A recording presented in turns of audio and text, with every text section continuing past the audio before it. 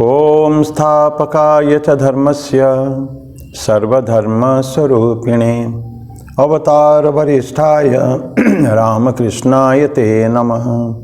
जननीं शारदां देवीं रामकृष्णं जगद्गुरुं पादपद्मे तयोः श्रित्वा प्रणमामि मुहुर्मुहुः। नमः श्रीयतिराजाय विवेकानन्दसूरये सच्चित्सुखस्वरूपाय स्वामिने तापहारिणे वसुदेवसुतं देवं कंसचाणूरमर्दनं देवकी परमानन्दं कृष्णं वन्दे जगद्गुरुं। भगवान श्री राम कृष्ण देव, भगवती माँ शारदा जी और स्वामी जी को मेरा प्रणाम अर्पित करता हूँ। मेरे पूज्य गुरुदेव पूज्यपाद स्वामी भूतेशानंद जी महाराज को भी मेरा प्रणाम और आप सभी को मेरा नमस्कार। आज भगवद गीता के चौथा अध्याय में 25वां श्लोक से पढ़ेंगे हम लोग, लेकिन उससे पहले एक भजन गाऊं में, और वो भजन है बहुत पुराना फिल्म से है, मोहम्मद रफ़ी साहब का गाया हुआ है। माटी, बहुत सुंदर भजन है, लेकिन माटी के पुतले इतना न कर तो गुमान।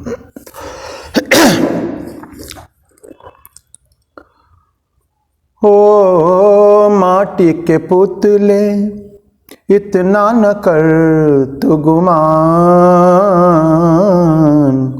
पल भर का तो मेहमान। माटी के पुतले तूने प्रभु को धन में ढूंढा, कभी न अपने मन में ढूंढा। भूल गया माया के बंदे, तुझ में बसे भगवान। माटी के पुतले इतना न कर तो गुमान, पल भर का तू मेहमान। माटी के पुतले मालिक से कुछ छुपा नहीं है, कौन है जग में कैसा। मालिक तो है प्यार का भूखा, लोग चढ़ाएं पैसा। धन के लोभी ये न जाने, क्या मांगे भगवान।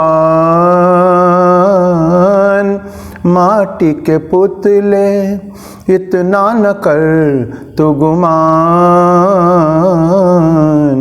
पल भर का तू मेहमान।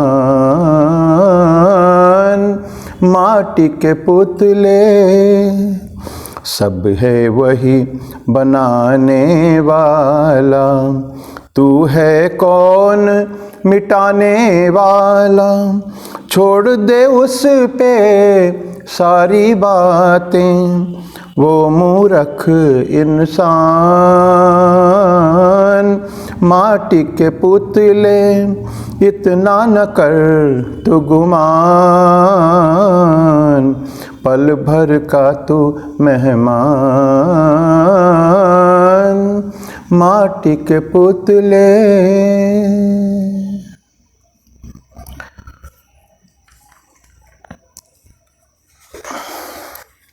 अभी भगवद गीता में चतुर्थ अध्याय ज्ञान कर्म संन्यास योग, उसके हम लोगों ने 24वां श्लोक तो पढ़ा था, जो हम लोग भोजन के समय में वो मंत्र को पाठ करते हैं। ओम ब्रह्मार्पणम ब्रह्म हविः ब्रह्माग्नौ ब्रह्मणाहुतम ब्रह्मैव तेन गंतव्यम ब्रह्म कर्म समाधिना। ये हम लोगों ने पढ़ा था। अभी 25वां श्लोक पढ़ेंगे, 25वां से आगे चलेंगे। दैवमेवा परयज्ञम योगिनः पर्युपासते, ब्रह्माग्नौ अपरयज्ञम यज्ञनैव उपजुहति। ये श्लोक 25वां श्लोक है। उसमें देव देवी, जो हम भगवान को पूजा करते हैं, सारी देवी देवता उस ब्रह्म के ही मैनिफेस्टेशंस है, अभिव्यक्तियाँ हैं, कोई अलग नहीं है। ये हम बारंबार पढ़ते हैं कि केवल रूप अलग अलग है, तत्व वही है। ठाकुर कहते हैं ना, मैं वही जिसको मैं शिव मानता हूँ वही काली है मेरे लिए, वही ब्रह्म है। ब्रह्म केवल अलग अलग अभिव्यक्तियाँ केवल है ये, और हम पूजा करते हैं अलग अलग, कोई सरस्वती जी को, कोई लक्ष्मी जी को, कोई दुर्गा जी को, कोई गणेश जी को, कोई सुब्रमण्यम को, किसी को भी पूजा करे, राम को, कृष्ण को, सभी को करते हैं। राम कृष्ण को हम लोग करते हैं, लेकिन है सब एक ही है। और ये जो पूजा हम लोग करते हैं तो हमारे चरित्र में, हमारे जो स्पिरिचुअलिटी में हमारा उत्थान, आध्यात्मिक उत्थान भी होता है उसमें। तो हम तो सेक्रीफाइस भी करते हैं, बहुत सारे त्याग वगैरह करते हैं, कुछ यज्ञ वगैरह करते हैं, वहाँ जो पूजन वगैरह करते हैं। तो क्योंकि सारे ब्रह्मांड के ही वो अभिव्यक्तियाँ हैं, तो हमारे नेचुरली ये हमको उसका फ़ायदा होता है, ग्रोथ, स्पिरिचुअल ग्रोथ हमारे होता है। पहले भी बहुत पहले पढ़ा था कि जो हमारे इंद्रियां हैं वो भी देव कहता था, सेंसेस। ये जो शब्द, स्पर्श, रूप, रस, गंध, ये 5 को भी हम देव कहते हैं। क्यों? उसके जो यूजेस है वो देव का, सेंस ऑर्गन्स का, इंद्रियों का यूज़, हम उसको बहुत नीचे तक भी गिरा सकते हैं। और हम अगर चाहें उत्थान के, आध्यात्मिक उत्थान के साथ साथ अगर उसका ठीक ठीक व्यवहार करें तो हमको वो बहुत उच्चतम पहुंचा सकता है। हमको जो हाईएस्ट जो एपेक्स होता है, पिनाकल होता है, वहाँ तक हम लोग पहुँच सकते हैं इसी इंद्रियों के ही सहारे। इसीलिए इंद्रियों को उनका जो उनका बिनाइन जो उनका क्वालिटीज़ है, उनका फंक्शंस है, उसके कारण इंद्रियों को भी हम लोग देव कहते हैं। और ये इंद्रियों को थोड़ा आगे चल के हम पढ़ेंगे, सब्लिमेशन मतलब उसको कंट्रोल करना है, कंट्रोल नहीं, कंट्रोल और सब्लिमेशन, उनको उड़ा देना, उनको उसके चक्कर में आना ही नहीं है बिल्कुल भी। ये 2 अलग अलग चीज़ें हैं। एक श्लोक छोड़ के हम उसको पढ़ेंगे। ये बहुत आवश्यकता, सब्लिमेशन जो सेंसेस का है, ये ऐसा सेक्रीफाइस है जो साधक लोग, अनेक साधक जो ठीक ठीक आध्यात्मिक मार्ग में चलते हैं, अत्यंत भक्तिभाव से ये साधना करते हैं। क्या? इंद्रियों के वश में नहीं आना, उनके दासत्व का स्वीकार नहीं करना, ये होता है सब्लिमेशन। कंट्रोल में हम लोग सप्रेस करके रखते हैं थोड़ी देर के लिए, लेकिन फिर वो सर उठा सकता है वो। तो हमको चाहिए क्या? सब्लिमेशन चाहिए। तो डिवोशन के साथ हम लोग करते हैं। जीवात्मन जो है हमारा, जो परमात्मन के हम एक एक अंश हैं, जीवात्मन संस्कार के लपेट में आया हुआ या एक आवरण हमारे चारों तरफ, संस्कारों का, कामनाओं, वासनाओं का जो आवरण है वो है। इसीलिए हम लोग इस शरीरधारी है, देहधारी है, लेकिन देही आत्मा उसी के अंदर है, तो इसको हम कहते हैं जीवात्मा। तो ये भी एक यज्ञ है, यज्ञ में आहुति देते हैं। तो ये जीवात्मन को ही अगर हम आहुति दे दें, बहुत हाई थॉट है वो, जीवात्मन को ही आहुति दे दें, हमारा जो सेल्फ, छोटा सा जो सेल्फ है, उसको हम आहुति दे दें, वो आहुति आखिर अंतर्गत परमात्मा में ही जाएगा, जाके उसको जाना तो वही है, क्योंकि स्रोत, शुरुआत जो है सोर्स वही है, वहीं से सब आए हुए हैं, पुनः उसी में मिल जाएंगे। जैसे जल के अंदर घट है, घट को तोड़ दिया तो वो घट का जल और सागर का जल, नदी का जल एक हो जाएंगे, फिर जल में कोई फर्क नहीं। यद्यपि थोड़ी देर पहले हमको दिखता था कि ये जल अलग है, ये जल अलग है, लेकिन वो जल अलग नहीं है। तो ये एक बहुत बड़ा यज्ञ है, सेक्रीफाइस करना। किसको? सेल्फ को सेल्फ में, छोटा सा सेल्फ, ध्यान रखें, जीवात्मा का सेल्फ जो है SELF, हम लोग छोटा सा S यूज़ करते हैं, और बड़ा जो परमात्मा जो है, आत्मा, परमात्मा, अनंत तत्व, उसको हम कैपिटल S यूज़ करते हैं। तो हमारा जो छोटा सा जीवात्मा को हम कहाँ यज्ञ में आहुति देते हैं? ये ज्ञान यज्ञ है। यज्ञ में आहुति देते हैं कहाँ? बड़ा सेल्फ में, परमात्मा में। एंड दैट इज़, ये हमारी आवश्यकता है। जीवात्मा का कभी ना कभी परमात्मा में मिलन होना चाहिए, मुक्ति की कामना हमारे में होनी चाहिए। इस जन्म मरण चक्कर में से हमको अब वापस आना चाहिए ये। तो क्या करते हैं हम लोग को? ईश्वर को दे देते हैं, अपना सेल्फ को, छोटा सेल्फ को उस परमेश्वर पे परमात्मन पे हम उसको डिस्चार्ज छोड़ देते हैं उनको। जैसे रिवर, नदी जैसे जाके सागर में मिलता है ना, वो शिव महिमना स्तोत्र में हम लोग पढ़ते हैं। नदियाँ कहीं भी, पहाड़ में, पर्वत में, किधर भी, प्लेन में भी जल के उत्पत्ति, वहाँ नदी का सोर्स, वहीं से शुरुआत होती है नदी, और टेढ़ा मेढ़ा मार्ग में आते आते अंतदगत्वा वो आके मिल जाती है कहाँ? सागर में। ये उनका लक्ष्य है, वही है। तो जैसे नदी एंटर करता है, री एंटर करता है सागर को, उसी तरह का जीवात्मा को हम जो त्याग कर देते हैं, छोड़ देते हैं कहाँ? उसमें आहुति दे देते हैं यज्ञ में। एक महान यज्ञ है, तो वो परमात्मा के साथ फाइनली मिल जाता है, और ये हमारा लक्ष्य है। तो हमने क्या किया? जो हमारे व्यक्तित्व जो था, जो अपैरेंट मैन दिखता है बाहर को, जो हम दिखते हैं, उसके अंदर बहुत ब्लॉट्स भी है, स्पॉट्स भी है, कलंक भी है, उसमें दाग है। उसको धीरे धीरे धो के उसको हमने क्या किया? उसको रियल मैन बना दिया, अपैरेंट मैन को रियल मैन। ये हमारी साधना है, अपनी साधना के बदौलत ये होता है। प्रभु कृपा होती ही है, लेकिन हमको अपनी साधना भी चाहिए। तो एक अलग अलग टर्म्स है ये जो हमने यूज़ किया, अभी जो जिसकी चर्चा की है, ये केवल शब्द केवल अलग अलग है। और एक बहुत सुंदर वर्ड मैंने कभी पढ़ा, क्रूसीफाइंग द ईगो। क्रूसीफाई ईगो, अहंकार। अहंकार एक बहुत बड़ा बंधन है। हम ये जो काम, क्रोध, लोभ, मोह, मद, ये जो होता है अहंकार, तो ये अहंकार उसके अंदर बहुत बड़ा वो है। ठाकुर बोलते हैं वो जाता ही नहीं है, is very difficult to go. आज उसको काट दो और कल फिर वो उड़ जाता है कहीं से भी। तो ये अहंकार को हमने क्रूसीफाई कर दिया। क्रूसीफाइंग, क्रॉस में ईसा मसीह को सूली में टांग दिया गया था, वो क्रॉस के ऊपर। तो उस क्रूसीफाइंग द ईगो ये एक टर्म यूज होता है उसके लिए। तो this is either crucifying the ego कहिए, या अपैरेंट मनुष्य को हम जो दिखते हैं बाह्य रूप से, जो परिलक्ष्य जो समाज हमको देख रहा है, उसको परिवर्तित करके रियल मनुष्य का जो सच्चे स्वरूप है, उस अपने स्वरूप में, स्वस्वरूप में अवस्थान जब हम करने लगेंगे, इंसान जब करेगा साधना के द्वारा, तो वो रियल है। तो वेदर इट इज जीवात्मन को परमात्मन पे जोड़े, या ये सेल्फ को, छोटा सेल्फ को बड़ा सेल्फ में कर दें, या अपैरेंट मैन को रियल मैन बना दें, या ईगो को क्रूसीफाई कर दें, ये सब अलग अलग पर्यायवाची शब्द है केवल। तो हमको उत्थान चाहिए, और अंततः जाला वही है।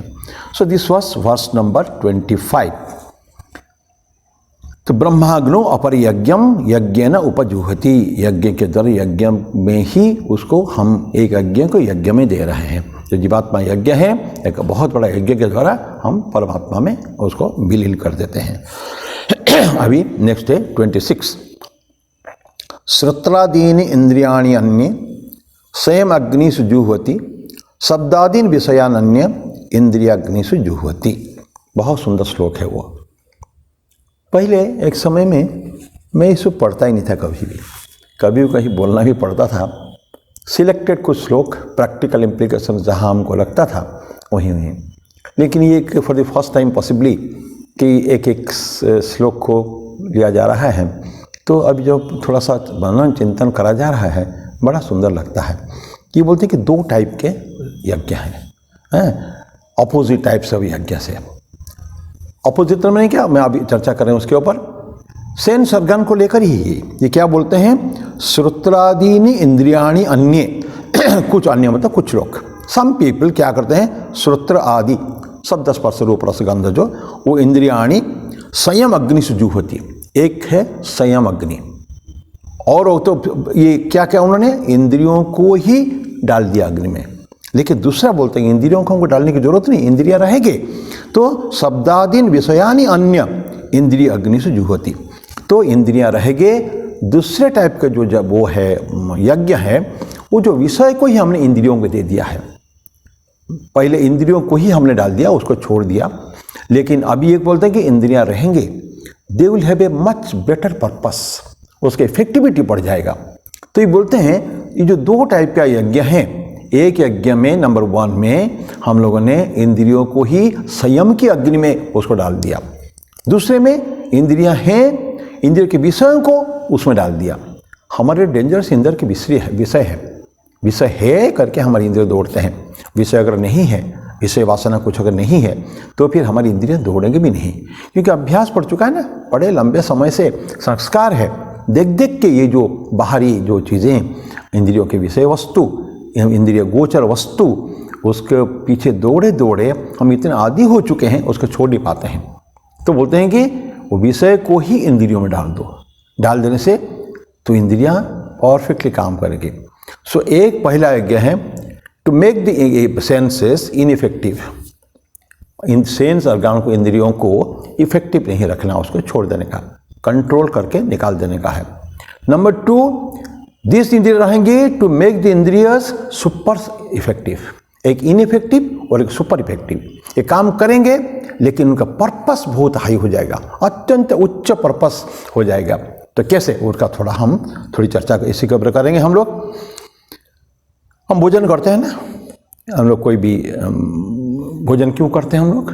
ये कोई हमारे पौष्टिक आहार हमको मिले, इसके लिए करते हैं हम लोग। शरीर पुष्ट हो, शरीर एक यंत्र है, शरीर माध्यम खलु धर्म साधन हम कहते हैं हम लोग।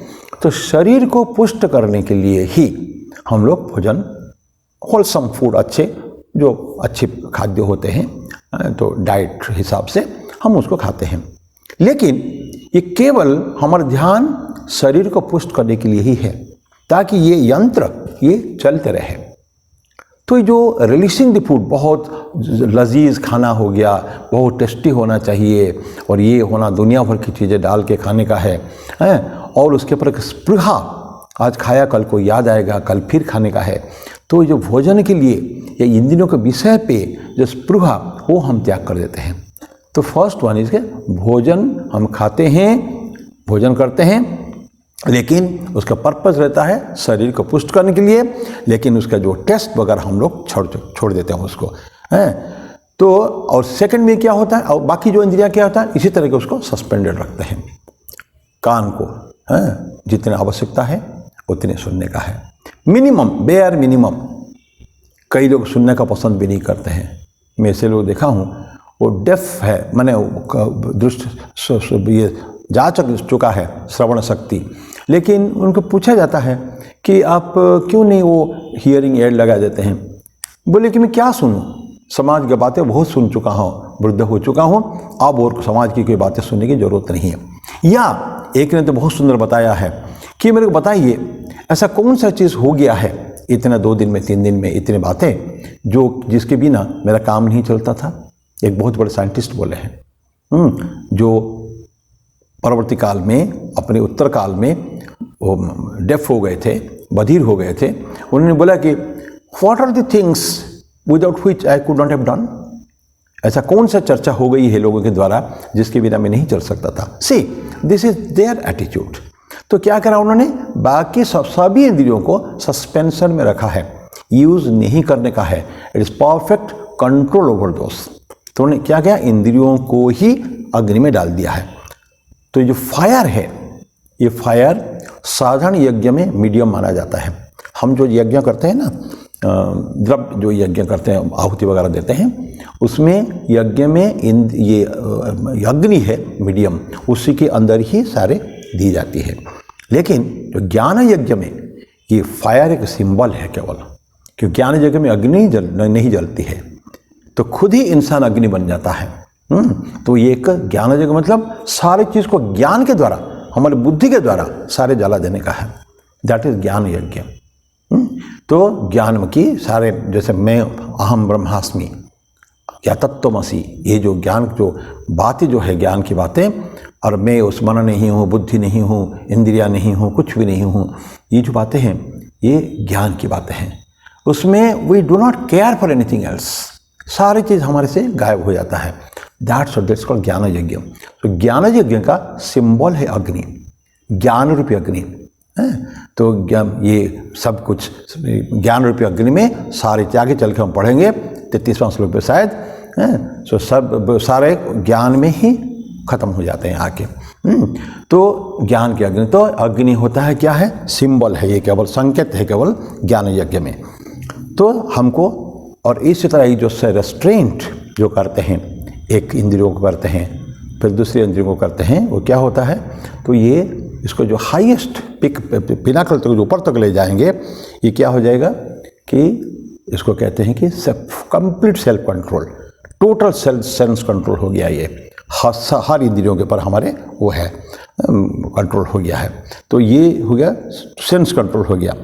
लेकिन बाकी जो है दूसरा जो हमने बताया था उसका थोड़ा आगे भी पढ़ेंगे। 27वां में वही चीज़ है।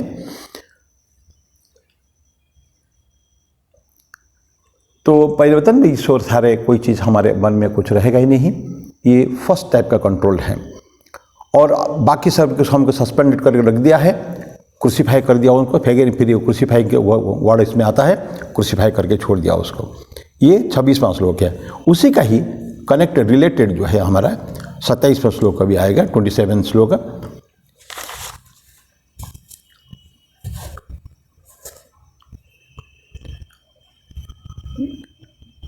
ये हम जो चर्चा कर रहे हैं अन्य विषय पर, सेकेंड टाइप का यज्ञ, सेकेंड टाइप यज्ञ जो होता है, ये हमको सारे जो इंद्रियों को जो है उन्होंने यूज़ करते हैं। कैसे यूज़ करते हैं? रामकृष्ण देव उसका एक छोटा सा उदाहरण देते हैं कि ये जो काम क्रोध लोभ मोह, इसको हम लोग ख़त्म नहीं कर पाएंगे, तो क्या करेंगे, उसको मोड़ दें भगवान की तरफ। हम ये सोचें कि इसको मोड़ फिरिए जाओ, भगवान रामकृष्ण देव कहते हैं काम और क्रोध करना है तो भगवान पर क्रोध करना है, लोभ करना है तो उन्हीं को ही लोभ करना है, कामना होना चाहिए। ठाकुर बोलते हैं मेरी भी कामनाएं हैं, ईश्वर दर्शन मेरी कामना है, सभी प्राणी सुख में रहे, ये मेरी कामना है। तो काम क्रोध लोभ मोह मद मत्सर सभी का मोड़ फिरा जा सकता है। यहाँ ठीक वही बात है। यहाँ बोलते हैं कि जैसे भोजन करना है, तो भोजन क्या है, प्रसाद करके, पहले इसको चर्चा हुई है। प्रसाद है, ये भगवान को भोग लगाया है, वो चाहे कैसे भी बहुत टेस्टी भी हो, 56 भोग हो, या सिंपल गरीब के घर में सामान्य कुछ भी हो, जो भी उसके घर में बन पड़ा है, तो उसको हम विल पार्टेक, उसको खाएंगे। भोजन कैसे करेंगे हम उसको? अत्यंत कि प्रभु का प्रसाद है, लेफ्ट ओवर। और प्रसाद का मीनिंग भी वही है, भगवान को दिया हुआ, ईश्वर का अर्पित किया हुआ जो चीज़ बचता है लेफ्ट ओवर, उसी को हम प्रसाद को पाते हैं। तो उस प्रसाद को कैसे पाएंगे हम? कि जैसे कि ये प्रभु का ही लेफ्ट ओवर है।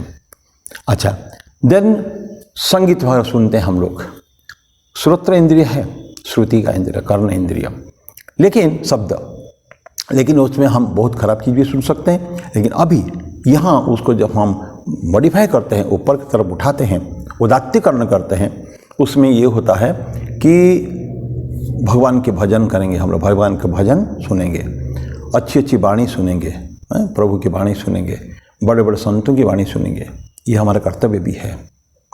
ये जो हम लोग यज्ञ, पंच महायज्ञ करते हैं गृहस्थ के लिए हैं, ये सब इसमें एक ये है कि ऋषि यज्ञ जो होता है, कि सभी, चाहे गीता हो, रामायण हो, कुछ भी पुराण कुछ भी हो, उसको हम पढ़ेंगे एवं उसका चर्चा भी करेंगे। तो ऑलवेज हमारा जो श्रुति रूपी इंद्रियां, ये इसी चीज़ को अच्छी अच्छी भजन, अच्छी अच्छी वाणी सुनने के लिए उसको लगाना चाहिए। ये श्रुति इंद्रिय हो गया।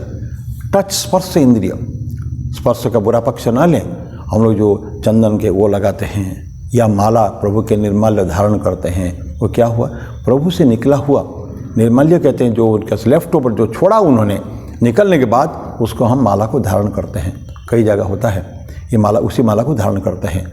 उस चंदन को निकाल के हम लगाते हैं, चंदन सिंदूर, या कहीं के माँ देवी माँ के वहाँ से निकला हुआ जो चूड़ियाँ हैं हमारे माताएं उसको पहनती हैं, सधवा जो माताएं, तो क्या कि एक सधवा का लक्षण है कि बहुत ऑस्पिशियस, पवित्र माना जाता है ये सब चीज़ें।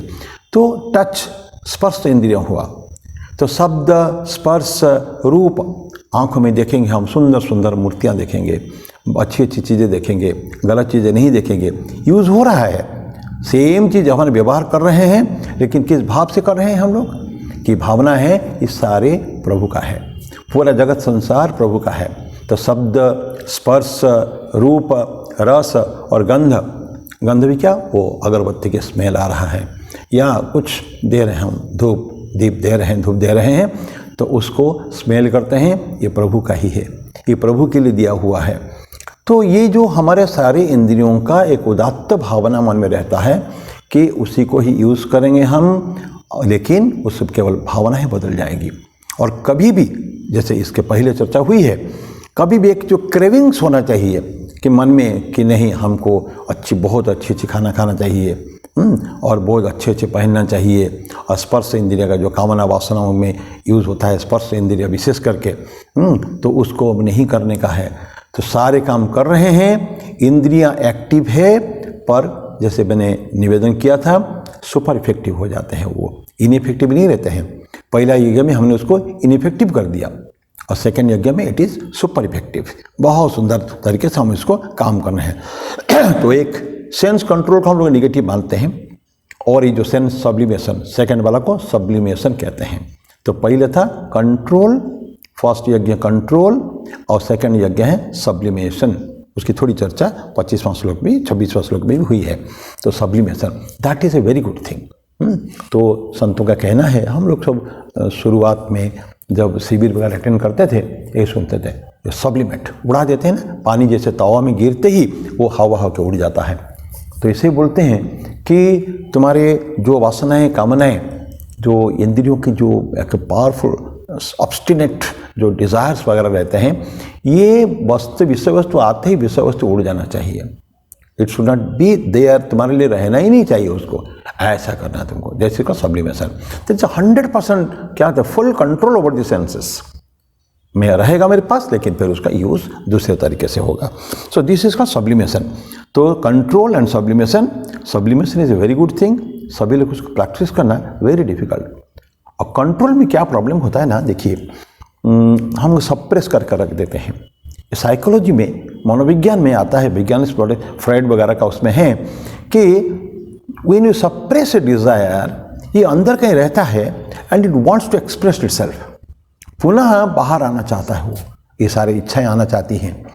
तो that time it becomes very difficult to control. जब अगर दबा के अगर रखा है तो भर भर के अंदर जैसे गुस्सा होता है ना, क्रोध अंदर होता है, हम उसको वेंट आउट नहीं करते हैं, बाहर नहीं छोड़ते हैं, इमीडिएटली क्रोध को बाहर छोड़ देना चाहिए इमीडिएटली। लेकिन इस तरह का ठीक वासनाओं को, कामनाओं को अगर हमने प्रेस किया तो फिर कभी ना कभी फिर फूटेंगे, वो बम्बार्डिंग होगा बहुत ज़बरदस्त। तो इसलिए बोलते हैं कि धीरे धीरे कोशिश करके हमको क्या करना चाहिए, सब्लिमेशन करना चाहिए, ना कि कंट्रोल न करके सब्लिमेशन करना चाहिए।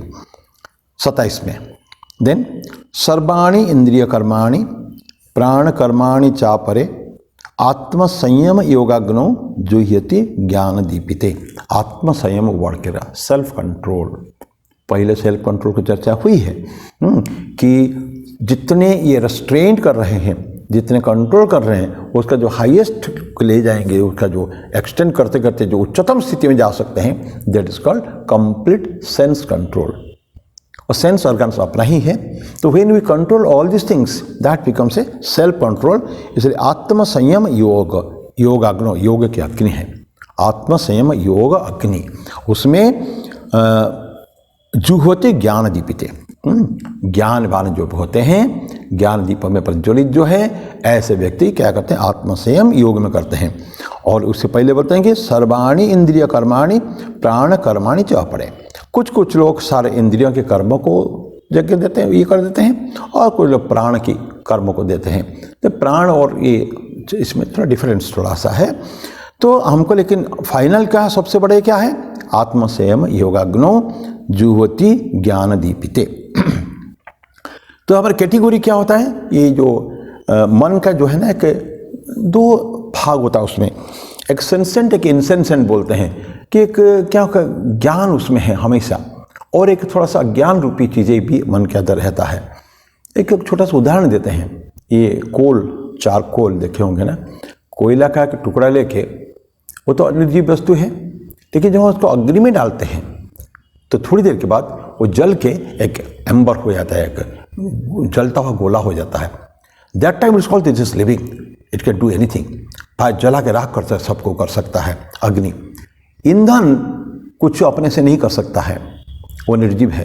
लेकिन ईंधन, कोयला हो या लकड़ी हो, कुछ भी हो, वो जब अग्नि में समर्पित किया जाता है वो खुद ही अग्नि बन जाता है। और जब जानते हैं अग्नि में जो भी समर्पित करते हैं वो अग्नि बन जाता है इमीडिएटली, तो उसी का रूप धारण कर लेता है। एंड अग्नि इज़ वेरी पावरफुल। पहले शुरू में चर्चा किया है, ये ज्ञान यज्ञ अग्नि है वो।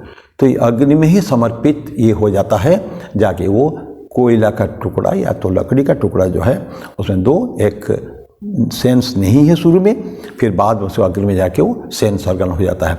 मन में भी ठीक वही बात है, मन की भी स्थिति वही है। मन को अगर हम कूल रखेंगे बिल्कुल ना, तो एक्टिव भी हो सकता है वो जाके, और मन को इनएक्टिव करके तो शांत अवस्था में भी रख सकते हैं। तो किस अवस्था में रखें कि ये अपने ऊपर डिपेंड करेगा। तो मन उसी हिसाब से ही चलेगा, फिर ये अपने ही कंट्रोल के ऊपर। इसलिए आत्मा संयम को जो यूज़ किया है इसीलिए यूज़ किया है। जब माइंड को सस्पेंड कर देते हैं वेकफुलनेस में, दो अवस्था है हमारे, जागृत स्वप्न सुषुप्ति की हम अवस्था लेते हैं, स्वप्न को छोड़ देते हैं, जागृत अवस्था और एक सुप्त अवस्था, सोने में। जागृत अवस्था में हम माइंड को क्या करते हैं, हम उसको सस्पेंड कर रखते हैं कि जानबूझकर, और वही चीज़, वही सस्पेंशन सुप्त अवस्था में जाके ऑटोमेटिकली हो जाता है।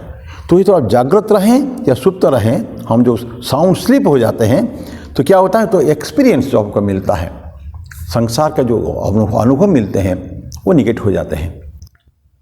जब सोए रहते हैं हमको कुछ भान नहीं होता है बाहर की, हाँ कोई शरीर के ऊपर कुछ कष्ट हुआ बात अलग है, लेकिन जो देखते हैं चतुर्पार्श्व में हमारे जो इंद्रियों के द्वारा सुनते हैं या देखते हैं, तो ये सब चीज़ कुछ रहता नहीं है, because we are in deep sleep, सुसुप्ति अवस्था में हैं। और वही चीज़ हम जानबूझ के, योगी क्या करता है, अवस्था में सुप्त जागृत अवस्था में भी उसको सस्पेंड करते हैं। पहले बोला ना हमने, सस्पेंशन में रखते हैं उसको, उसके यूज़ नहीं करते हैं, कंट्रोल कर रखते हैं। किसी भी अवस्था में क्या होता है, ये जो हमारे एक्सपीरियंसेस, एक्सटर्नल एक्सपीरियंसेस, अनुभव होता है बाह्य जगत में, उसको हम निगेट कर देते हैं, ना कर देते, मना कर देते हैं। तो ये सुप्त अवस्था में है निगेशन। लेकिन वही मन को हम आत्मा से जोड़ भी सकते हैं साधना के द्वारा। फिर बताओ, पहले थोड़ी सी उसकी चर्चा हुई, इसी मन को उठाकर हम आत्मा के साथ भी आइडेंटिफाई कर सकते हैं। जिससे आइडेंटिफाई करेंगे वो वही रूप ले लेगा। जैसे ईंधन को अग्नि में डालने से अग्नि का रूप ले लेता है, अग्नि ही हो जाता है ईंधन, उसी तरह का मन को अगर हम आत्मा में जोड़ेंगे तो मन ही आत्मा हो जाएगा, जीवात्मा ही परमात्मा हो जाएगा। ये हमारे साधना के द्वारा, ये हमारे यज्ञ के द्वारा, जो सेल्फ, लोअर सेल्फ को हायर सेल्फ में जो हम कन्वर्ट करते हैं या उठा के उसको ऊपर रख देते हैं, उसी तरह का ये माइंड जब आइडेंटिफाई होता है आत्मन के साथ, तो फिर वो परमात्मा का स्वरूप हो जाता है, खुद ही हो जाता है। और ये हमारा लक्ष्य है। तो माइंड को निचली अवस्था में नहीं रहने देना। यद्यपि ज़्यादातर समय में ये माइंड इस संसार में रहता है, इसी संसार के दुख सुख के अंदर पड़ा रहता है। साधारण व्यक्ति की बात कर रहा हूँ मैं, ये बहुत हाईएस्ट इवॉल्व सोल्स जो होते हैं आत्मा, उनकी छोड़ देते हैं बात, वो तो हमेशा ऊपर के लेवल पर रहते हैं।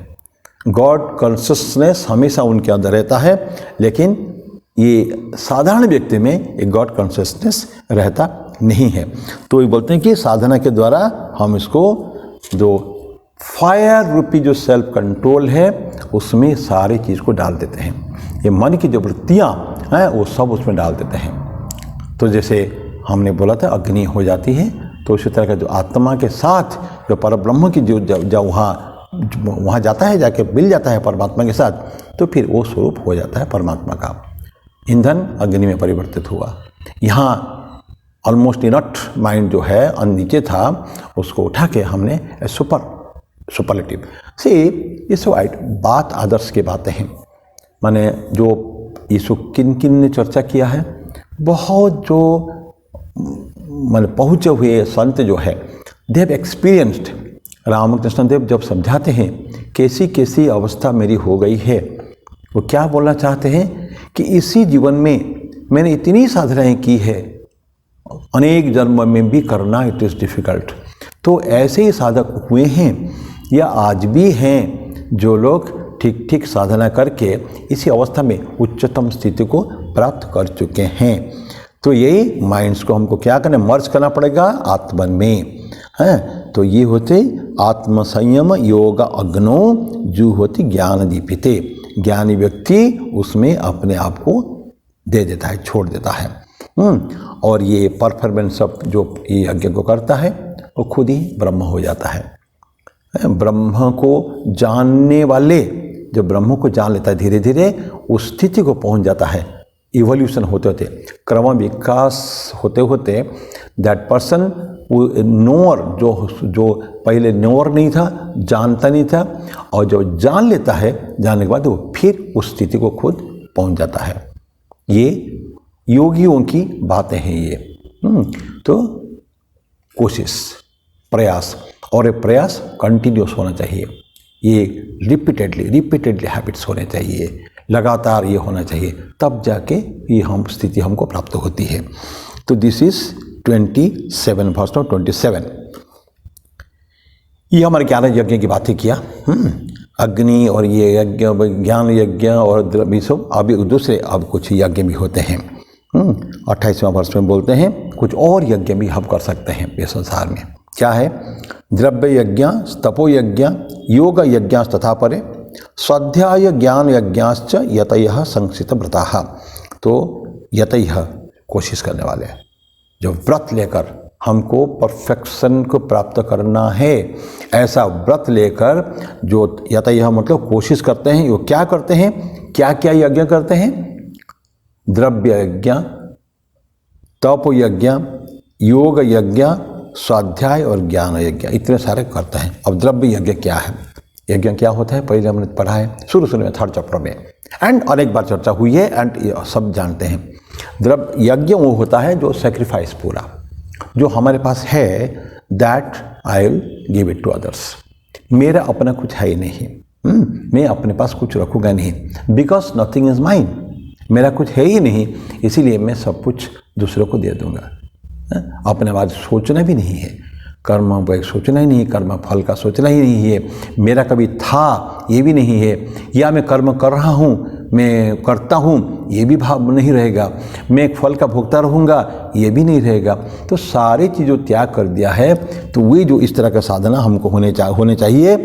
तो देखिए द्रव्य आएगा उनके पास, सब आता है। जो व्यक्ति मेहनत करता है, संसार के गृहस्थ व्यक्ति जो है वो मेहनत करता है, किसके लिए करता है? कि चले, हिज मिनिमम नेसेसिटीज बढ़िया चले, या जो बहुत पैसा चाहिए तो जो थोड़ा सा लोभी टाइप का है उसको बहुत ज़्यादा पैसे चाहिए, व्हाट एवर इट इज़। लेकिन जो यज्ञ करने वाले हैं वो तो योगी होते हैं ना, वो तो साधारण जो संसारी व्यक्ति नहीं हो सकता है। तो क्या करेगा? वेल्थ कमाएगा, वो पैसा कमाएगा, कमाओ, खूब कमाओ, कोई प्रॉब्लम नहीं है। स्वामी जी ने बोला था इतना कमाओ कि 1/4 में 25% में तुम्हारा काम हो जाए, बाकी give it to the society. कुछ सेव करो। प्रैक्टिकली हमारा प्रैक्टिकल नॉलेज बोलता है कि फॉर फ्यूचर कुछ सेव करो, क्योंकि हमारे का परिवार भी है, वो करो। लेकिन जो योगी होता है, जिनको कोई इच्छा ही नहीं है रखने के लिए, जो कभी अटैचमेंट नहीं है, अनासक्त भाव से काम करते हैं, ऐसा व्यक्ति क्या करते हैं? द्रव्य आता है उसको दूसरों के भलाई के लिए दे देते हैं, अपना कुछ ना सोचते हुए वो दूसरों को दे देते हैं। तो ये हो गया क्या? द्रव्य यज्ञ। यज्ञ है ये। मैं क्या दिया? अभी मन नहीं दिया, कुछ नहीं है, लेकिन मन में एक कल्पना है, मन में एक संकल्प है, नथिंग इज माइन, ये भावना मन में आ चुकी है, तो हम उसको दूसरों को दे देना। दिस इज कॉल्ड द्रव्य यज्ञ। तपो यज्ञ क्या होता है? तपस। तपस वर्ड को आप समझ लें कि वो हर चीज़ हमको जो है ना, तपस को ऐसा कहते हैं कि जो जंगल में जाते हैं, कठोर साधना करते हैं, अपने शरीर को सुखा डालते हैं, बिल्कुल भी कुछ साधना उसको कहते हैं। नहीं, तपस वो भी नहीं, तो वो तो है ही है। उसके अलावा संसार में रह के भी तपस किया जा सकता है। कि कहते हैं कि एक हायर, उच्चतर वस्तु को प्राप्त करने के लिए नीचतर वस्तु को त्याग करना पड़ता है हमको। Get something higher, you have to give up something lower. निचले चीज़ों को देना पड़ेगा, तब जाके छोड़ोगे ऊपर का मिलेगा। तो ये भी एक तरह का कि त्याग, ये हो गया, त्याग हो गया। तो अपने आप को धीरे धीरे धीरे धीरे क्या तपस पे क्या करते हैं, उठाते हैं, हम उसको उठाते जाते हैं। जला जला के सोने को जला देंगे तो एकदम प्योर हो जाता है, प्योर गोल्ड, तो ड्रास निकल जाता है सारे। उसी तरह के हमारे अंदर जो बुराइयां हैं, जो कुछ कमियां खामियां हैं, स्पॉट से, कलम से, उसको हम तप के यज्ञ के द्वारा, अग्नि अगेन, फिर अग्नि बारंबार आती है, अग्नि से जला के उसको राख कर देना, क्या तप, देश का तपस। तो ये भी एक साधना है। लोहा कोई करता है ना, कास्ट आयरन, जो लोहा रिजेक्ट हो जाता है, भंगार में ले जाते हैं, उसको फिर जलाकर फिर उसको रिकास्ट करते हैं, कास्टिंग होता है उसका।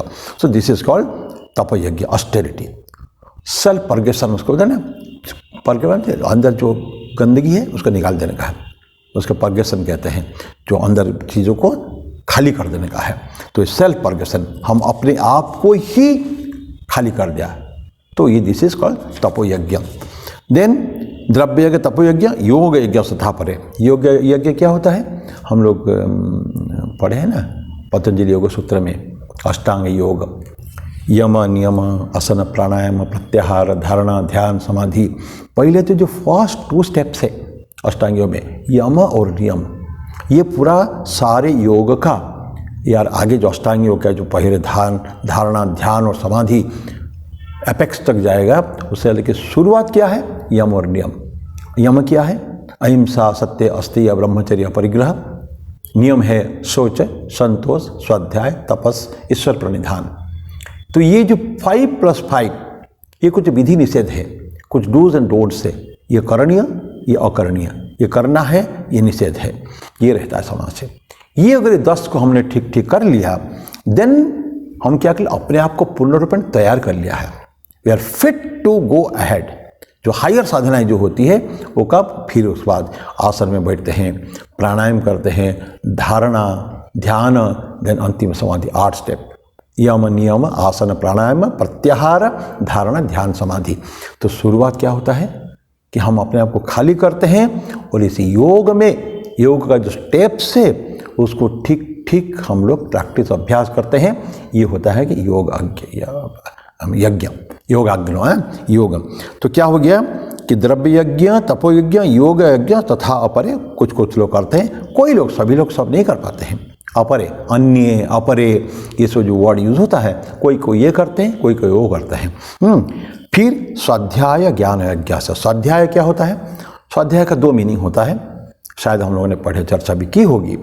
एक 100 अध्याय अपने आप को स्टडी करना, ये बहुत हाई क्वेश्चंस, हुए मैं कौन हूँ, हैं, या am I getting spiritual, lower level पर नीचे जाएं, हम आध्यात्मिक साधना करते हैं तो क्या हमारी कुछ उत्थान हो रहा है, क्या कुछ ये भावना मन में आना चाहिए, एम आई ग्रोइंग। रंगनाथानंद जी महाराज का एक प्रश्न, बहुत सुंदर छवि आप फोटो आता है, are you growing spiritually, can you love others, can you express this love. बहुत सारे कोई लंबा सेंटेंस है, क्या उसको आप दिखा सकते हैं, वो जो प्रेम करते हैं आप अंदर की, अंदर भी आप डेवलपमेंट हो रहा है और बाहर भी आप सभी के लिए जन कल्याण के लिए काम कर रहे हैं, ये कर रहे हैं, तो समझ लीजिए आपके ठीक ठीक स्पिरिचुअल प्रोग्रेस हो रहा है। तो रुक रुक के बीच बीच में हम अपने आप को ये प्रश्न करना है, इंट्रोस्पेक्शन, आत्मविश्लेषण करना है कि मैं अभी किस अवस्था में हूँ। एंड बहुत पहले जब हम कर्मयोग की बातें करते थे, so this was a wonderful what to say concept कि हमको ऐसे अपने आप को उत्थान करना चाहिए, इंटरनली एक्सटर्नली। ये क्या होता है, अभ्युदय और निश्रेयसन। अभ्युदय प्रोग्रेस हो ना, पैसा आएगा, संपत्ति होगी, कोई प्रॉब्लम नहीं है, लेकिन साथ साथ हम जो लोगों के लिए काम कर रहे हैं तो अंदर के भी एक ग्रोथ होना चाहिए। एक्सटर्नल बाहर, external philanthropic efficiency, internal spiritual efficiency, this are the 2 things. No, अभ्युदय एक्सटर्नल फिलैंथ्रोपिक काम कर रहे हैं, खूब काम कर रहे हैं, वंडरफुल, नो प्रॉब्लम। पर साथ साथ में हम इस अवस्था में आना चाहिए कि एक बहुत बड़े दार्शनिक कहते हैं कि इस अवस्था जो एक समय आएगा, we will be rejected, we may be rejected by the society, डिक्रिपिट हो जाएंगे, वार्धक्य अवस्था आ जाएगी। उसके बाद ऐसा होना चाहिए कि मैं समाज से बाहर आ जाऊं, छोड़ दूं समाज को, I reject the society, come out of it, और मैं अपने बलबूते पर, मेरे अपने ही पैरों पर मैं इन अलोननेस, अकेला में रहने को सक्षम होना चाहिए। तब फिर किसी की मेरे को आवश्यकता नहीं है, सबको मैं छोड़ दिया, कोई नो फैमिली नथिंग, सबको ये त्याग कर दिया, अनासक्त भाव से मैं अकेला रहूँगा। और अकेला किसको लेकर रहूँगा? एक धरोहर होना चाहिए, and that is called inner spiritual growth. तो दिस इज कॉल्ड, ये क्या होता है? योग यज्ञ हो गया है, स्वाध्याय यज्ञ हो गया, ज्ञान यज्ञाश्च, ये कहते हैं यतयः संसित व्रतः। तो ऐसा ही सारे हम अपने आप को एस्टेब्लिश करेंगे, सारे जो चाहे द्रव्य यज्ञ हो, तपो यज्ञ हो, योग यज्ञ हो, स्वाध्याय हो, ज्ञान यज्ञ हैं, ये सारे सब प्रिपरेशंस स्लोली हमको अपने आप को प्रिपरेशन करते हैं। स्वाध्याय में भी दूसरा हुआ, एक तो स्वाध्याय है, दूसरी था कुछ स्क्रिप्चर्स, हमारे जो भी हमको अच्छा लगता है, ये वेद पढ़ें, उपनिषद पढ़ें। वेद तो बहुत डिफिकल्ट पढ़ना, बहुत सारे 1 लाख ऋचाओं का है, लेकिन हम कम से कम जो ज्ञान पाठ है, ज्ञान कांड जो है उपनिषद, तो उसको तो पढ़ें। कुछ उपनिषद, स्वामी जी तो बोलते थे कुछ अगर नहीं पढ़ पाओगे, कम से कम कठोपनिषद पढ़ो। इस उपनिषद छोटा सा है, 18 श्लोक का, और कठोपनिषद ब्यूटीफुल, बहुत सुंदर उपनिषद है। स्वामी जी ने उसकी बहुत तारीफ की थी, नहीं बोले कि कुछ भी अगर नहीं पढ़ोगे उपनिषद, जस्ट रीड कठोपनिषद। तो ये हो गया स्वाध्याय, पढ़ना, एंड उसी से हम आपको our knowledge slowly internal expansion होता है उसमें। When we know the concepts, तो ऑटोमेटिकली अंदर है वो हमारे संप्रसारण होता है ज्ञान में। वहीं से ही हो त्याग की भाव, वैराग्य की भावनाएं, और कर्म करने की भावनाएं, और ये सब डिटैचमेंट की अनासक्ति से तो आती है। उदाहरण तो सारे हमारे शास्त्र में ही है। तो ये हो गया क्या? स्वाध्याय ज्ञान यज्ञाश्च यतयः संसित व्रतः। तो डिवाइन नॉलेज हमारा ऑटोमेटिकली, हमारा डिविनिटी जो है ना, देवत्व आता कहाँ है? कोई बाहर से थोड़ी आता है, ये सब यही है, हमारे अंदर ही है। Its soul is potentially divine. मेरे मित्रों, भाइयों बहनों, स्वामी जी बोलते हैं ना, अंदर ही डिविनिटी है, धर्म वही है। Religion is the manifestation of the divinity already in man. जो धर्म क्या है? अपने अंदर है। जो अंदर चीज़ें हैं तो परफेक्शन, पूर्णत्व या देवत्व, दिवत्व, डिविनिटी ऑलरेडी है अंदर, उसको केवल प्रकाशित करने का है, मैनिफेस्टेशन, अभिव्यक्ति देना है केवल। जो रोड़े खड़े हैं ना सामने, चारों तरफ से आवरण जो पड़ा, आवरण को हटा देने का, दैट्स ऑल। ये ऑलरेडी है। ठाकुर कितना सुंदर उदाहरण देते हैं कि वो अपने सामने एक गामछा तर ला के यहाँ ला के रख देते हैं। आप बोलते सबको, तुम मेरे को देख पाते हो क्या? पर नहीं देख पाते हो, मैं तो हूँ और तुम भी हो। देख क्यों नहीं पाते हो? क्योंकि अंदर में ये एक ठो गामछा है। तो ये जो आवरण अंदर है, जैसे आवरण को हटा दिया तो देख पाया। फिर एक छेद अगर कर दिया उसमें, उस छोटा सा छेद, तो मैं कुछ लोगों को देख सकता हूँ, थोड़ा सा देख सकता हूँ। जैसे जैसे छेद बड़ा होता जाएगा, ऐसे ऐसे हम बाहर की चीज़ और भी ज़्यादा देख सकते हैं। तो आवरण को स्लोली धीरे धीरे सनई ही हम उसके आवरण को हटाते हैं, और कभी कभी आवरण को एकदम हटा देते हैं। तो महाज्ञानी होते हैं, एकदम इन ए मोमेंट वो सारे आवरण हट जाएगा। है तो ये आवरण को हटाना है, तो ज्ञान यज्ञ हो गया। यतयः संसित व्रतः, वो लोग सब 40। तो दिस वॉज वर्स नंबर 28। तो क्या पढ़ा हमने? विभिन्न प्रकार के यज्ञ पढ़ा। पहले ज्ञान यज्ञ पढ़ लिया, फिर द्रव्य, तप और योग, स्वाध्याय, ज्ञान यज्ञ पढ़ा है। 29 29वां श्लोक, इतना करके हम लोग समाप्त करेंगे।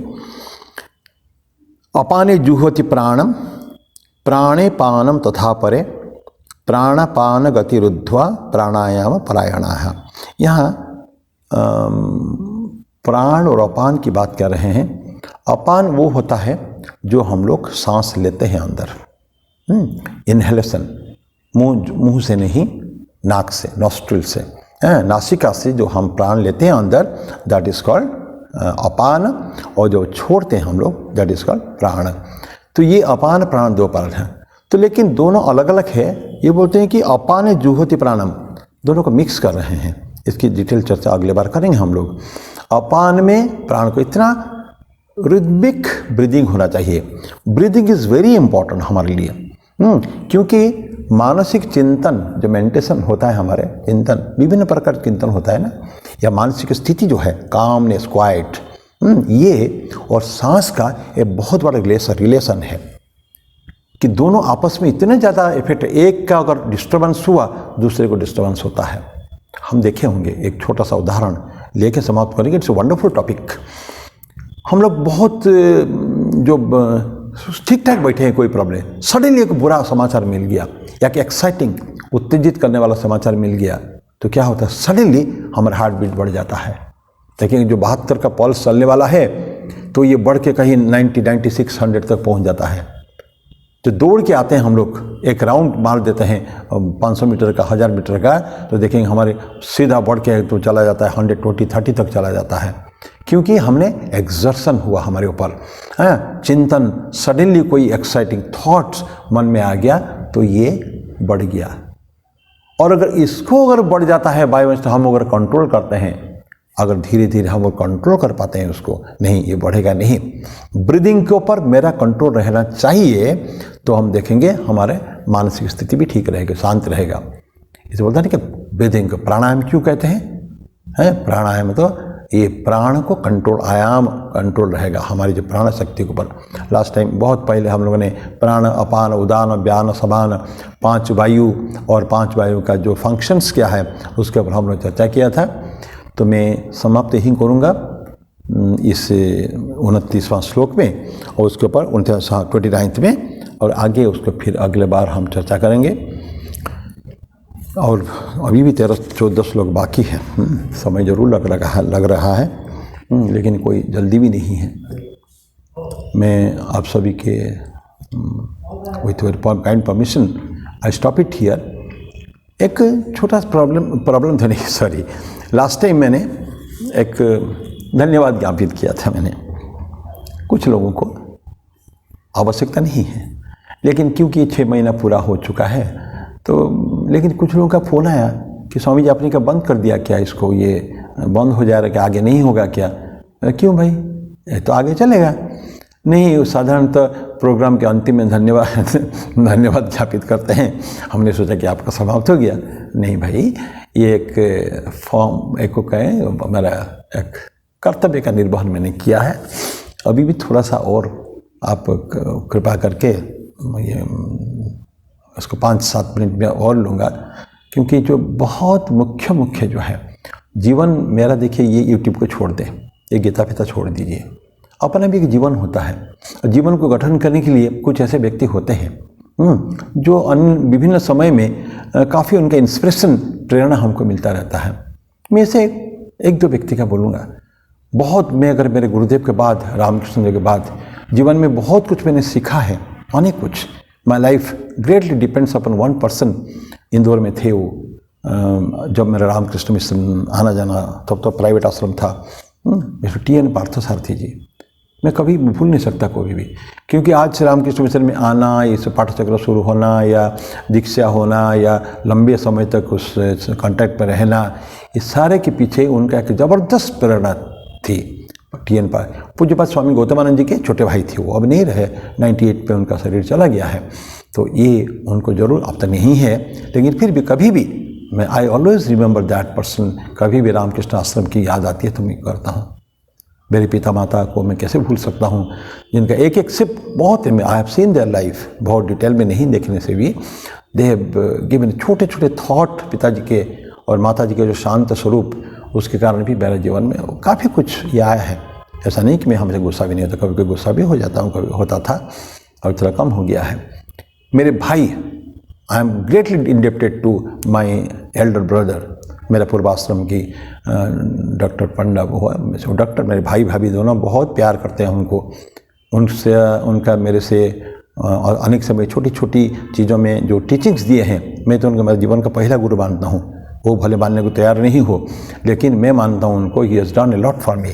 माय ब्रदर दिल्ली में हैं और रिटायर्ड हो चुके हैं। मेरी भाभी मेरे को बहुत प्यार करती है, उनसे मेरे को बहुत कुछ मिला है। मेरे पूज्य गुरुदेव पूज्यपाद ब्रह्मलीन स्वामी भूतेशानंद जी महाराज, उनका तो मैं क्या बताऊँ, इतना सच्चे ग्रेट पर्सनालिटी, ट्रेमेंडस। क्या प्यार हमको बहुत ज़्यादा मिले नहीं है, लेकिन दीक्षा जो हमारे इंदौर में हुई उसके बाद कुछ दिन तक जब तक महाराज थे खूब उनका मैंने रहा। तब तक नया नया मेरा आना जाना शुरू ही हुआ था, जस्ट केवल 1985 की बात है। पूज्यपाद महाराज तब वाइस प्रेसिडेंट थे, तो उनके साथ बहुत सत्संग किया, काफ़ी घुमा, और हर साल एक दिन उनको मिलता था, ये 31 दिसंबर में 98 में जब तक उनका शरीर गया। हाँ, 89 में प्रेसिडेंट बने और 98 में उनका शरीर गया। 97 दिसंबर तक I met him, so loving, laughing, always smiling. What a tremendous precious smile उनका था, डिवाइन स्माइल उनका है, उनको नहीं मैं भूल सकता। भगवान श्री रामकृष्ण देव, माँ, स्वामी जी, क्या तो उनको ग्रहण करेंगे हम लोग। थोड़ा कुछ उस रास्ते में चलने का प्रयास ही जस्ट कर रहे हैं, जस्ट कोशिश कर रहे हैं, और कुछ नहीं है। तो ये वो तो हमारे इष्ट देव है, वो तो अनंत काल के लिए होना, और हमारा ही कभी थे डेफिनेटली, और आज हैं और रहेंगे हमारे लिए। तो उनको धन्यवाद तो नहीं, उनके कोटि कोटि बार उनके श्री चरणों में तीनों के हमारे त्रिदेव प्रणाम अर्पित करता हूँ, गुरुदेव को प्रणाम अर्पित करता हूँ। और बाकी हमारे ऐसे कई सारे जगह मैं जाता हूँ जहाँ पिछले बार बोलना भी नहीं बोल पाया। यहाँ छत्तीसगढ़ में ही कोरबा जाता हूँ, जगदलपुर जाता हूँ, रेगुलर जाना आना होता है। ये सब अच्छे अच्छे भक्त हैं ठाकुर के, कांटेक्ट होता रहता है अक्सर, तो उसका नाम आज लेना भी ठीक नहीं है। बाकी चीज़ें मैं ऑलरेडी बोल दिया हूँ। और ये तो मेरा स्थान है अंबिकापुर, जहाँ मैं अभी बैठा हूँ। ये आश्रम हमारा है, सारे लोग अपने ही हैं, सब किसी का नाम लेने की आवश्यकता भी नहीं है। तो ऐसे ऐसे ये मेरा धन्यवाद की कड़ी यही मैं समाप्त करता हूँ, और कुछ है ही नहीं, है तो बहुत है। अल्बर्ट आइंस्टाइन बोले थे ना कि मैं अपने आप को याद कराता था हमेशा, हर रोज़, कि मेरा जीवन, बाह्य जीवन, अंत जीवन अनेक ऐसे व्यक्तियों पर आधारित है जो या तो अभी हैं या तो जा चुके हैं। और मेरा कर्तव्य रहेगा, मैं जितना उनसे पाया हूँ उतना उनको वापस करूँ। This is my duty. ये समाज से जो हम लिए हैं और आज भी ले रहे हैं, समाज के ऊपर हम कुछ कुछ निर्भर भी हैं, तो सभी समाज को पुनः वापस करना हमारा कर्तव्य है, वो हमारा। तो आध्यात्मिक जीवन में रहते हुए भी हमारा जो सामाजिक कर्तव्य कि हम निर्भर हम करने का प्रयास कर रहे हैं ये छोटे जीवन में, और ये हमारा रहेगा, हमारा लक्ष्य कि हम आगे भी ऐसे ही करते चलेंगे। आप सभी के प्रार्थनाएं चाहिए मैं अपने जीवन के लिए, और मैं सभी के लिए मैं प्रार्थना करता हूँ भगवान श्री रामकृष्ण देव, माँ और स्वामी जी के चरणों में, कि आप सभी को आध्यात्मिक उत्थान करने में साहस, शक्ति और सामर्थ्य दें, और साधना करने के लिए ही आगे बढ़ने में मदद करें। और कर ही रहे हैं वो लोग, ऐसा नहीं कि नहीं कर रहे हैं, हम लोग केवल सुन नहीं पाते हैं। God is always knocking on our door, we are not opening it beautifully. Swami Buddhananda ji Maharaj, उनकी एक छोटी सी पुस्तक है, उसमें बोले हैं, it's not a question of God's knocking, our knocking and God's not opening. ये प्रश्न नहीं है कि हम भगवान के दरवाजे पे दस्तक कर रहे हैं और भगवान सुन नहीं रहे हैं, ये नहीं है। It's a question of God's knocking and our perchance opening. बोलते हैं कि भगवान, अंतिम वाक्य, छोटा सा बुक पे अंतिम वाक्य है ये, भगवान ईश्वर हमेशा अनंत काल से हमारे दरवाजे में दस्तक करते रहते हैं, और हम कभी कभी खोल देते हैं, उनसे मुलाकात होती है, और कभी कभी बहुत रेयरली आता है। तो सभी के लिए पुनः प्रार्थना करते हुए एक छोटा सा भजन गाऊंगा। बंगाली भजन है, ऐशोमा ऐशोमा हृदय रमा पराना पुतली को। थोड़ा उसका मीनिंग थोड़ा सा बता दूं। ये माँ आओ, तुम ऐशोमा, माँ तुम आओ, हृदय के रमण करने वाली, प्राण पुतली, मेरा प्राण की माने मेरा पुतली हो, सब कुछ आँखों की जो पुतली होता है सब कुछ इम्पोर्टेंट, तुम मेरे प्राण की ही पुतली हो, मेरा छवि हो तुम मेरे। मम हृदय आसने होम आसीन, मेरे हृदय के आसन में जो है उसमें आके तुम बैठ जाओ। निरखी तुम्हारे को, मैं तुमको देखूं जरा। आची जन्मावधि तब मुखचे, जन्म से जब से मैं जन्म हुआ तब से मैं तुम्हारी चेहरे को देखते रहता हूँ। धैर्य जीवन ये जाता ना सोए, और कितना कष्ट सहन करके मैं ये जीवन को धारण किया हूँ।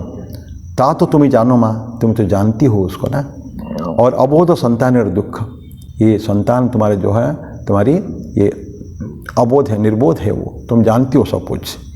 मम हृदय कमल विकास करिए प्रकाश ताहति को, मेरा हृदय कमल जो है उसको विकास करो। अभी भी पूर्ण रूप में प्रस्फुटित नहीं है वो, प्रकाश ताहत, उसको तो प्रकाश कर दो। अंधकार में है वहाँ बैठो, उसको प्रस्फुटित करो पूर्ण रूपेण, फूटे कंप्लीट कमल, और उसको तुम आलोकित कर दो, तुम हृदय में आलोकित, जो अंधकार में है आलोकित करो। ये छोटा सा भजन है, मैं गाता हूँ। हे सोमा हो हृदय रमा, परण पुतली गो, मम हृदय आसने हौ मासीन, हृदय आसने हौ मासीन, निरखी तुम्हारे गो। हे सोमा ओ हृदय रमा, परण पुतली गो। अछि जन्मावधि तब मुख चे, धरिए जीवन जे जातना सय। अछि जन्मावधि तब मुख चे, धरिए जीवन जे जातना सय। तात तुमी जानो मा, अबोध संतानेर दुःख। तात तुमी जानो मा, अबोध संतानेर दुःख। मम हृदय कमल विकास करिए, हृदय कमल विकास करिए, प्रकाश ताहते गो। ए सोमा ओ हृदय रमा, परण पुतली गो। ओम सहना भवतु सहनो भुनक्तु, सह वीर्यं करवावहै, तेजस्विनावधीतमस्तु मा विद्विषावहै। ओम शांति शांति शांति। हरि ओम तत्सत्। श्री राम कृष्णार्पणमस्तु।